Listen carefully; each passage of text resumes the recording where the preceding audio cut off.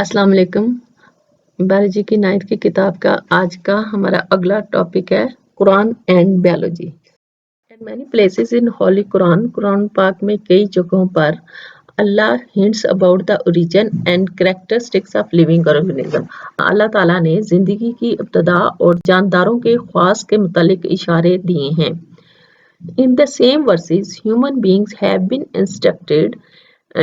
इन्हीं आयात में इंसान को नसीहत की गई है to expose the unknown aspects of life after getting the hints कि वो इशारे पाने के बाद इंसान जिंदगी के नामालूम पहलुओं की खोज भी लगाए।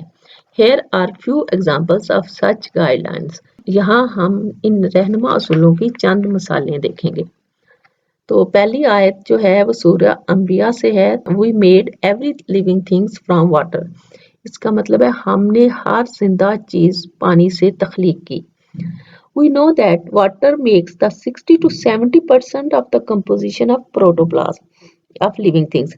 हम जानते हैं कि पानी जो है जानदारों के प्रोटोप्लाज्म का तकरीबन 60 से 70% हिस्सा पानी से बना हुआ है।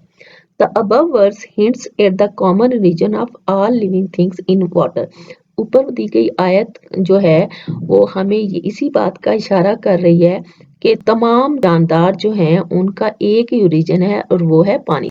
As Allah has ordered human beings to think at the hint, और अल्लाह ताला ने इंसान को हुक्म दिया है कि वो इस हिंट पर इस पर सोचे। Given by him जो कि उसको दिया गया है। We should study living things। हमें जानदारों का मुताला करना चाहिए so that the mysterious of their origin can be revealed। ताकि उसमें छुपी हुई उसके ओरिजिन में छुपी हुई हकीकत को जान सकें। अगली आयत है he made many men from clay like the potter। ये सूरह रहमान की आयत है, आयत नंबर 14, जिसका मतलब है कि उसने इंसान को बनाया like the potter। ये खास किस्म की मिट्टी के बारे में कहा जाता है। like potter जो कि बर्तन बनाने के लिए खास मिट्टी बनाई जाती है, उसको खनकती हुई मिट्टी। कुरान पाक की आयत के हिसाब से जब हम तर्जुमा देखते हैं तो खनकती हुई मिट्टी वो ऐसी मिट्टी होती है जो कि कुम्हार जो है ना बर्तन बनाने के लिए खास तौर पर तैयार करता है। तो इसी लिहाज से सूरत में ही made man from clay like the potter, कि उसने इंसान को बनाया खनकती हुई मिट्टी से। In other verses God says, एक और आयत में अल्लाह ताला फरमाते हैं then fashioned we the drop a clot, then fashioned we the clot a little lump. फिर हमने क्लॉट अ ड्रॉप, हमने एक खून के नुक्ते में जान डाली। Then fashion with the clot a little lump, फिर हमने इस नुक्ते को एक छोटे गोश्त के लोथड़े में तब्दील कर दिया। Then fashion with the little lump bones, फिर हमने इस लोथड़े में हड्डियां डाल दी। Then clothed the bones with flesh, और फिर इन हड्डियों के ऊपर हमने गोश्त लगा दिया। ये सूरत अल मोमिनून की आयत नंबर 14 है। When we think at the hints given in both above these verses, जब हम इन दोनों आयात में दी गए इशारात के बारे में सोचते हैं, we find the events that occurred in the creation of human beings। तो हम उनके बारे में सोच सकते हैं जो कि इंसानी तख्लीक के दरमियान हुए। Allah also hints at the method of the development of animals, including human beings। इसके अलावा अल्लाह ताला ने जानवरों की डेवलपमेंट का तरीके के बारे में भी इशारात दिए हैं, जिसमें इंसान भी शामिल है, इंक्लूडिंग ह्यूमन बींग्स, इंसान भी शामिल है।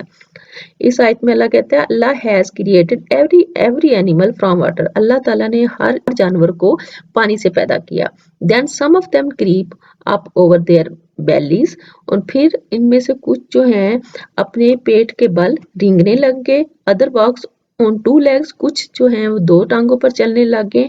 एंड अदर ऑन फोर्स, और कुछ 4 टांगों पर। अल्लाह क्रिएट्स व्हाट ही प्लीजेस। अल्लाह बेहतरीन पैदा करने वाला है जो वो चाहता है। This verse describe the common origin and modification of organism and also supports the modern concept of classification। ये आयत जो है वो बयान करती है तमाम ऑर्गेनिजम्स का आगाज जो है वो एक जैसा है, और फिर उसके बाद उस मुख्तलिफ हालात के हिसाब से मॉडिफिकेशन हुई। एंड आल्सो स्पोर्ट्स, और इसके अलावा ماڈرن کنسپٹ آف کلاسیفیکیشن کو بھی سپورٹ کرتا ہے. Thus Quran hints not only at the origin. اس طرح قرآن نہ صرف ہمیں اشارہ دیتا ہے origin and development of life, زندگی کے آغاز اور ڈیولپمنٹ کے بارے میں, but also at many characteristics of living things, بلکہ جانداروں کی مختلف خصوصیات کے بارے میں بھی بتاتا ہے.